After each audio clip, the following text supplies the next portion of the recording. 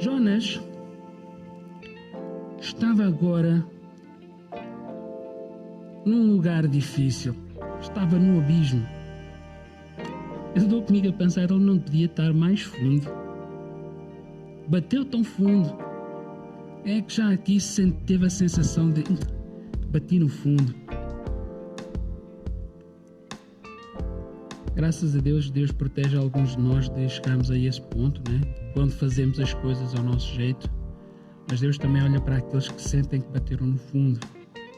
E mesmo assim Ele os guarda, mesmo assim Ele os protege. Quando nós olhamos para o tempo em que Jonas esteve na barriga daquele peixe, eu quero ler aqui, para não perdermos aqui no contexto, no versículo 17, do capítulo 1 ainda diz que esteve Jonas 3 dias e 3 noites nas entranhas do peixe. E quando começa o capítulo 2, diz que orou Jonas ao Senhor, seu Deus, das entranhas do peixe.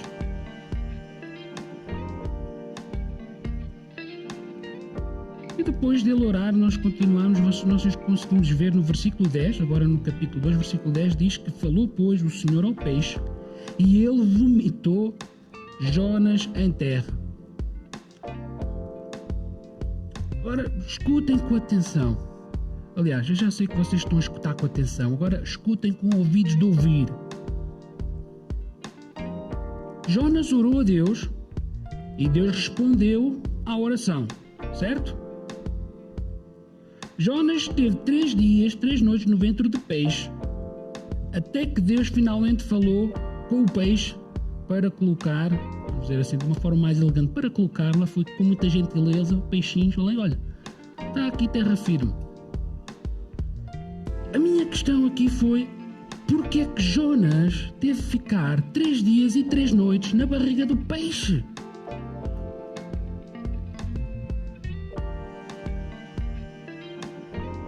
Porque a distância onde ele terá sido jogado ao mar não era assim tão longe da terra. O peixe ia levá-lo uma questão de horas no máximo à costa.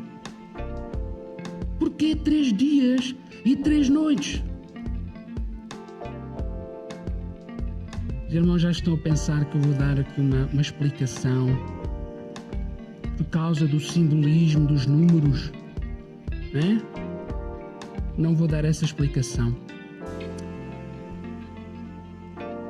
Jonas esteve 3 dias e 3 noites na barriga do peixe, porque só ao fim de 3 dias e 3 noites é que ele orou.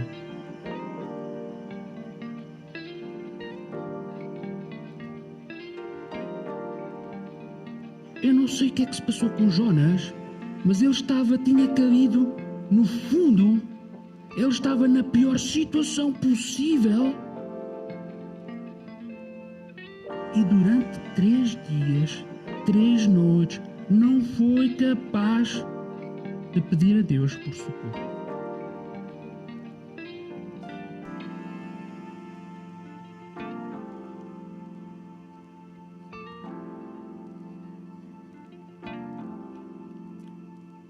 Para mim só há duas possíveis situações que eu encontro aqui. A primeira é que ele estava tão a sentir-se não merecedor de sair daquela situação. Vamos dizer assim, estar a aceitar aquilo como uma punição de Deus. Sentir-se desqualificado para continuar a servir a Deus. Sentir que Deus o abandonou, que ele nem sequer tinha esperanças de orar e Deus o ouviu. Esta é a primeira situação que eu penso que será uma das situações. E isto está-me a falar de pessoas. Isto está a falar de pessoas que estão aqui, pessoas que estão a ouvir online. Por causa do trajeto que fizeram, por causa das situações onde se meteram. Orar a Deus, será que Ele vai ouvir? Sentem-se constrangidos porque se sentem condenados pelo aquilo que fizeram ou por aquilo que têm feito. Contudo, porém, nós vimos na história de Jonas que ele orou e Deus respondeu. Eu quero dizer a vocês, irmãos, os irmãos aqui, irmãos lá em casa, o nosso Deus, por incrível que vos pareça, no seu infinito amor, Ele não nos condena. Eu dei o exemplo da tal viúva que tinha cometido um pecado terrível.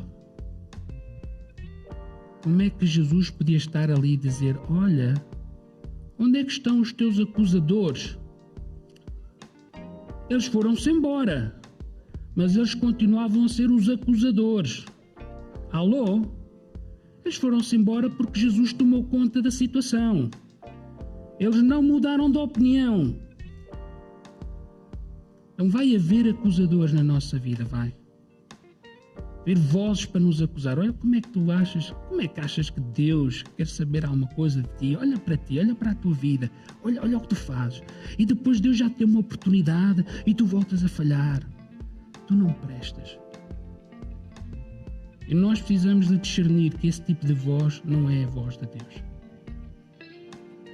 Porque Jesus encontrou alguém quando todos estavam a querer condenar.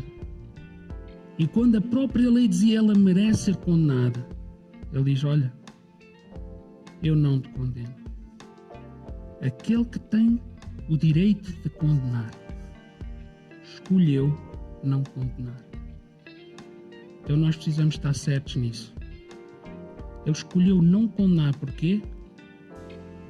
Porque Ele quer nos dar a mão e dizer assim, vai, eu ajudo-te a mudar isso. Eu ajudo-te a mudar de vida. Tu queres mudar de vida?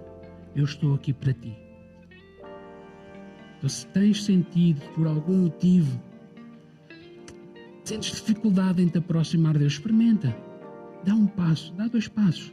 Tu vais ver que Deus vai responder. Deus vai estar por ti e não contra ti. Nós cantamos isto, que Deus é por nós. Então, são muito mais do que palavras. É o coração de Deus por nós. Aproxima-te de Deus. Não importa a situação, o estado em que estás. Chega-te a Deus, porque Ele vai querer cuidar de ti. Amém? Agora, se continuares a fugir, é um bocado complicado Ele conseguir alcançar-te. Ele não vai forçar nada, mas tu precisas saber que a voz de acusação que vem à tua vida não é de Deus. Não é a voz de Deus. A outra situação que eu encontro aqui, o motivo pelo qual ele terá não orado, ou demorado 3 dias, 3 noites para orar, é porque ele estava no fundo, com algum orgulho. Não consigo pensar assim mais outra situação. Alguém está numa situação tão difícil e não ora, não busca a Deus, é porque, como eu disse, é porque acha que não merece, então nem faz por isso, ou então, se sabe que pode fazer e não o faz, só consigo pensar, se podes fazer isso e não fizeste é porque és orgulhoso. Há alguma coisa como se ainda estivesse a tirar temas com Deus. Agora estou nesta situação, Deus pôs-me nesta situação. Vou-lhe mostrar que estou aborrecido. Nós vimos à frente, eu ainda vou chegar lá, nós vimos que Jonas estava com uma atitude que não era exatamente uma atitude que eu ia ao encontro daquilo que estava no coração de Deus. E aqui se começa a ver a atitude. Por isso eu até penso seriamente que Jonas demorou aquele tempo todo porque ainda estava a digerir. Estava tudo a correr mal, ele não estava a gostar da situação, sabia que aquilo estava a acontecer e em vez de estar grato a Deus, porque ele podia ter morrido no fundo daquele mar, jogado fora, morrer, mas aquele peixe veio para o salvar, tudo o que ele precisava de fazer era pedir a Deus ajuda, mostrar um bocadinho de... Como é que é aquela palavra? Aquela palavra que é muito difícil para toda a gente. Olha, é tão difícil que eu já me esqueci dela. Eu já sei. Até vou ter dificuldade em dizer a palavra. Os irmãos, ajudem-me. Arrependimento. Que palavra tão grande. Vou dizer só mais uma vez, mas depois vou-me calar, tá bom? Arrependimento. Arrependimento. As pessoas metem-se em situações... Eu acho tão interessante, até chateia, para dizer a verdade, As pessoas hoje não cometem erros. As pessoas têm experiências de vida. Nunca ouviram este tipo de conversa? Isto correu mal, mas valeu pela experiência. Puxa! Olha, manda aí com a cabeça na parede. Já uma vez mandaste com a cabeça na parede? Não. Então manda para experimentares, para teres uma experiência.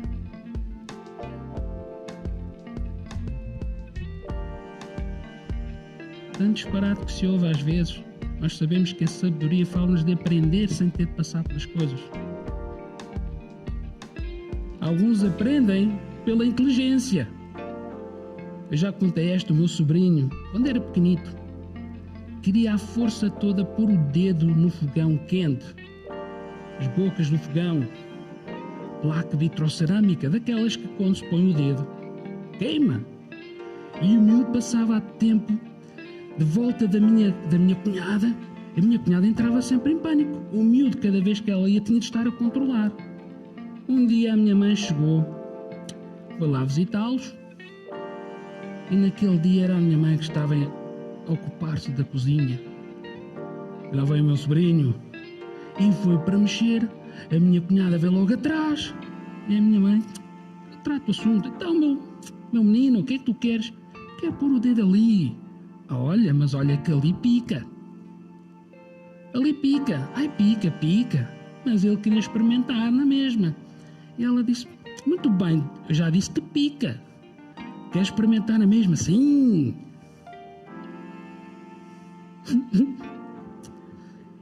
Isto é pedagogia, experiência de vida. Isto não se encontra nos livros, tá bom? E a minha mãe pegou no dedito dele. Não, foi só assim um bocadinho. Ai, que pica. Ai, que pica. Depois daquele dia, eu nunca mais vi o meu sobrinho chatear ninguém por causa de querer mexer. Como se diz, remédio santo. Porque tinha de experimentar. Às vezes nós precisamos de pensar se Deus já nos dá instrução, se Deus já nos adverte acerca de coisas que não são boas, porque é que nós precisamos de passar pela experiência? Pergunto eu. Ele já diz que não é bom. Ele diz, olha, eu coloco diante de ti a morte e a vida, e depois ele diz a seguir, olha, meu conselho para ti, escolhe a vida. Só em caso não tens a certeza, tá bom? Caso não percebas que morte, vida, tens a morte e a vida diante de ti. Olha, faz o que tu quiseres. Tu és livre. Olha, já agora juntem-se a mim, diga comigo, eu sou livre. Você sabe que é livre? Faz o que você quiser, certo? Nós somos livres. E o que Deus nos está a querer ajudar é mostrar, olha, tu és livre, mas o meu conselho, a minha direção, não escolhas aquilo que produz morte para a tua vida. Não escolhas aquilo que produz engano para a tua vida. E por aí fora. Escolhe vida. Escolhe aquilo que é benéfico. Escolhe a minha instrução, que é isso que te vai levar ao sucesso. É isso que te vai levar ao lugar de bênção. Escolhe tu. E aqui estava Jonas. Devia estar ali ainda a tirar um bocadinho de... Parecia que estava a fazer fim-de-pé com Deus. Agora estou nesta situação. Até que ele, lá, expressou um bocadinho de arrependimento e foi até Nínive.